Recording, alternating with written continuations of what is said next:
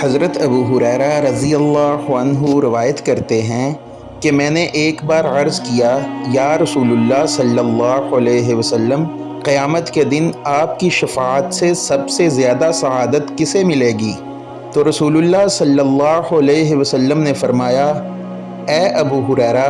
مجھے یقین تھا کہ تم سے پہلے کوئی اس کے بارے میں مجھ سے دریافت نہیں کرے گا،